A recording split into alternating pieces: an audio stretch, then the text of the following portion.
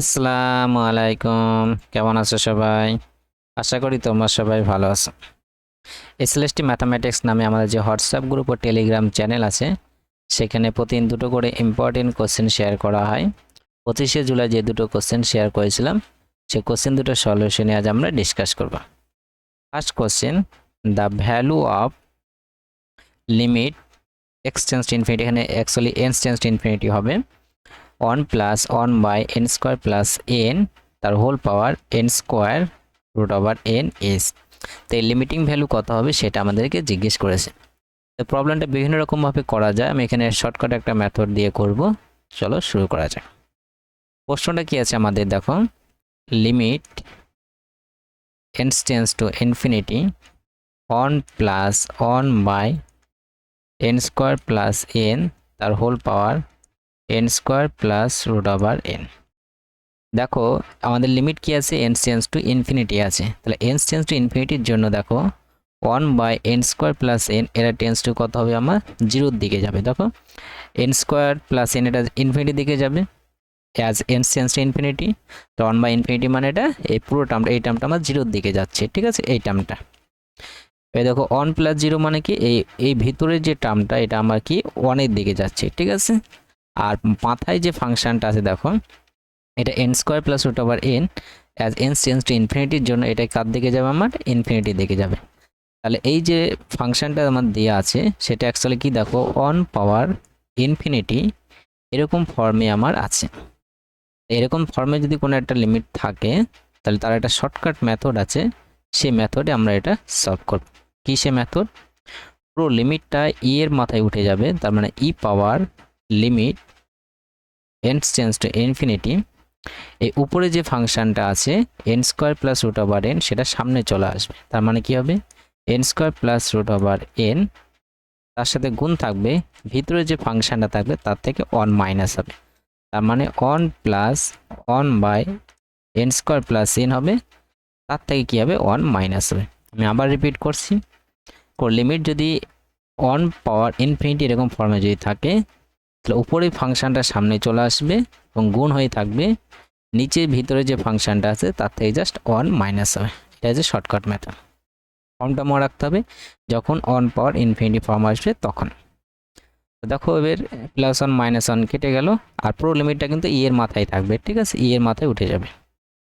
So এটা e power limit n tends to infinity, তাহলে এটা আমার উপরে আসবে, এটা কোথায়, এই পার্টটা আমার নিচে আসবে গুণ করলে। তাহলে n square plus root over n by n square plus n. এবার আমরা যদি উপর নিচকে এন স্কোয়ার দিয়ে ডিভাইড করে দিই তাহলে আমরা কি পাবো, দেখো e power limit n tends to infinity, n square দিয়ে ডিভাইড করলে এটা 1, এন স্কোয়ার দিয়ে ডিভাইড করলে রুটের মধ্যে এন পাওয়ার 4 হয়ে যাবে, তার মানে root over 1 by n cube হয়ে যাবে, বাই এন স্কোয়ার দিয়ে ডিভাইড 1 প্লাস 1 বাই এন হবে।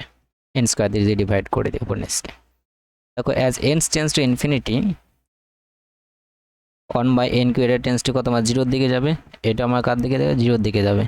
1 + 0 বাই 1 + 0 মানে 1 বাই 1 আসছে, আর 1 বাই 1 মানে 1 হবে। তাহলে এর যে লিমিটিং ভ্যালু আমরা কত পাচ্ছি, ই পাওয়ার 1 পাচ্ছি, ই পাওয়ার 1 মানে আমার ই, ঠিক আছে।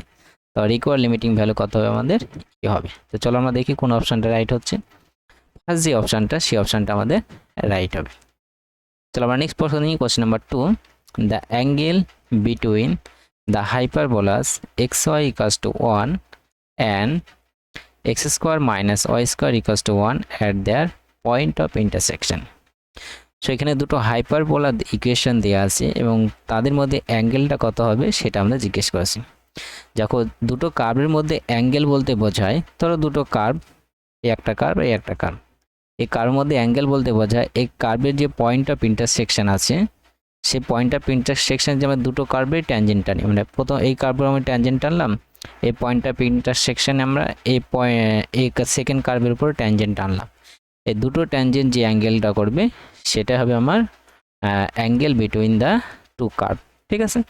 তাহলে আমাদের পয়েন্ট অফ ইন্টারসেকশন সেটা আমাদের দিয়ে নেয়, আমরা ধরে নেব, এবং সেই পয়েন্টে দুটো কার্ভেরই আমরা ট্যানজেন্টের স্লোপ বের করব, এবং স্লোপের মধ্যে অ্যাঙ্গেল কত তখন আমরা দেখতে পারবো, ঠিক আছে। তো চলো শুরু করা যাক, জাস্ট ওয়েট।